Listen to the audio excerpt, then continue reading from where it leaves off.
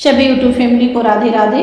स्वागत करती हूँ अपने यूट्यूब चैनल पर। बहुत ही प्यारा सा सोहर उठान गीत लेकर के आई हूँ। जब भतीजा होता है हर ननद की जिद होती है, हमें नेक चाहिए।